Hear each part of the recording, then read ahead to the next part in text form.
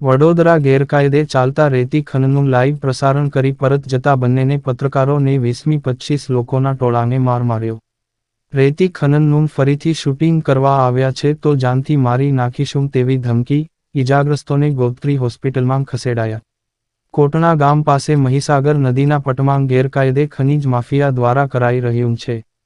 જેથી રેતી ખનનનું લાઈવ પ્રસારણ કરવા માટે ગયેલા ઇલેક્ટ્રોનિક મીડિયાના રિપોર્ટર અને કેમેરામેન પર ગેરકાયદે લીઝ ધારકોના 20-25 લોકોના દ્વારા મારક હથિયારો વડે જીવલેણ હુમલો કરાયો હતો. ઉપરાંત ફરીથી અહીંયા વિડીયો શૂટિંગ કરવા આવ્યા તો જાનથી મારી નાખીશું તેવી ધમકી પણ આપી હતી. બંને ઈજાગ્રસ્તોને સારવાર માટે ગોત્રી હોસ્પિટલમાં ખસેડાયા છે. નંદેસરી પોલીસે ફરિયાદ નોંધી તેમને ઝડપી પાડવાના ચક્રો ગતિમાન કર્યા છે. વડોદરા શહેર નજીક આવેલા કોટડા ગામ પાસેથી પસાર થતી મહીસાગર નદીના પટમાંથી ગેરકાયદે લીઝધારકો દ્વારા બેફામ રેતી ખનન દિવસ અને રાત્રે કરવામાં આવી રહ્યું છે. પરંતુ પોલીસ અને ખાણ ખનીજ વિભાગ જાણે કુંભકર્ણની નિદ્રામાં ઊંઘી રહ્યું હોય તેમ લીઝધારકો સામે કોઈ કડક કાર્યવાહી કરવામાં આવતી નથી. ક્યારે બુધવારના રોજ ઇલેક્ટ્રોનિક મીડિયાના રિપોર્ટર અને કેમેરામેન કોટડા ખાતે ચાલતા ગેરકાયદે રેતી ખનનનું લાઈવ પ્રસારણ કરવા માટે ગયા હતા અને વિડીયો શૂટિંગ કરીને પરત ફરી રહ્યા હતા. તે દરમિયાન લીઝધારકોનું 20-25 લોકોનું ટોળું લાકડીઓ, લોખંડની પાઇપ સહિત હથિયારો સાથે ધસી આવ્યું હતું અને રિપોર્ટર અને કેમેરામેનને ઘેરી લીધા હતા. ત્યારબાદ તેમના પર હથિયારોથી હુમલો કરાયો હતો. જેમાં બંનેને ગંભીર ઈજાઓ પહોંચતા સારવાર માટે ગોત્રી હોસ્પિટલમાં ખસેડવામાં આવ્યા હતા. રિપોર્ટર રવિ તરબદા, વડોદરા. રિપોર્ટિંગ કરીને પાછા આવતા હતા.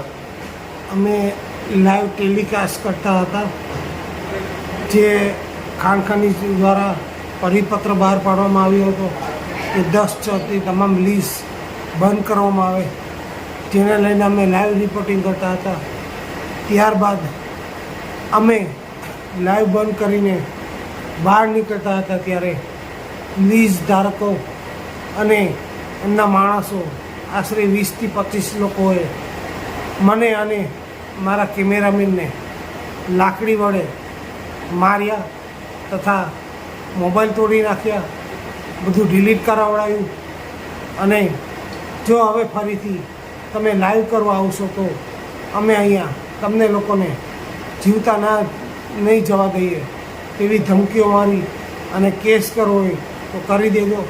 સાથે જ અમારી સાથે બળજબરીપૂર્વક વિડીયો બનાવડાયો છે, જેમાં એ લોકો દ્વારા એવું કહેવામાં આવે છે કે તમે એવું બોલો કે અમે પૈસા માગવા આવ્યા હતા અને સરપંચ નીતિન ઠક્કંડા કહેવાથી આ કરવામાં આવ્યું, એવું બળજબરીથી અમને બોલાવવામાં આવ્યું છે.